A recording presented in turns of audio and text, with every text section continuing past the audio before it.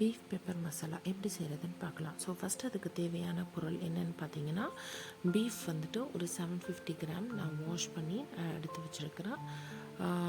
So next வந்துட்டு turmeric powder, அது ஒரு 1/2 டீஸ்பூன். நெக்ஸ்ட் வந்துட்டு 2 ஆனியன், நல்லா பெரிய ஆனியன், உங்களுக்கு கிரேவி நிறையா வேணும்னா 2 ஆனியன் எடுத்துக்கோங்க. ஸோ அதை நல்லா க்ரஷ் பண்ணி எடுத்து வச்சுருக்கிறேன்.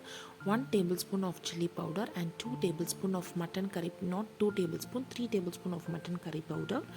அண்ட் இது வந்துட்டு garam masala powder. Next so இதுதான் வந்து இந்த கிரேவிக்கு முக்கியமான டேஸ்ட் கொடுக்குறது. ஸோ இதில் என்ன பண்ணால் பட்டை, ஏலக்காய், கிராம்பு, பெப்பர், ரெட் சில்லி, ஸோ இதெல்லாம் போட்டு வச்சுருக்கிறேன். எனக்கு இந்த ஹோல் கரம் மசாலா வந்துட்டு அதில் போட்டால் எனக்கு ரொம்ப டிஸ்டர்பன்ஸ், எனக்கு பிடிக்காது.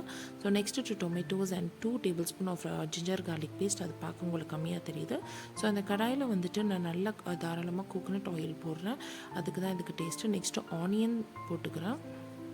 ஆனியன் நல்லா ப்ரௌன் ஆனதுக்கப்புறம் red chilli powder, mutton curry powder 3 table spoon, அதையும் போட்டுக்கிறேன். நெக்ஸ்ட் வந்துட்டு ஜிஞ்சர் கார்லிக் பேஸ்ட். இந்த ஜிஞ்சர் கார்லிக் பேஸ்ட் வந்து ஒரு 2 டேபிள் ஸ்பூன் போட்டால் இந்த கோப்பையில் இருந்துட்டு வர மாட்டேங்குது. ஸோ அதை வலித்து நம்ம போட்டுக்கலாம்.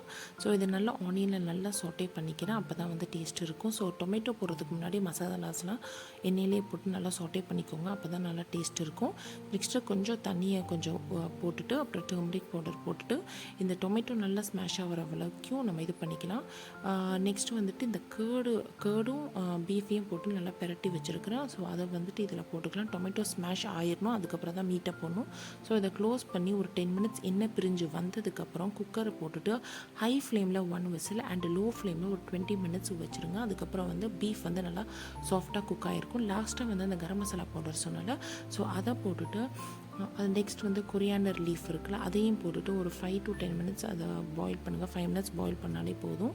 ஸோ அவ்வளோதான். இதுக்கு நீங்கள் வந்துட்டு ரைஸ், பரோட்டா அண்ட் சப்பாத்தி, இந்த மாதிரி எல்லாத்துக்கும் நீங்கள் சர்வ் பண்ணலாம். ஸோ மறக்காமல் சேனலுக்கு லைக் அண்ட் சப்ஸ்கிரைப் பண்ணிக்கோங்க.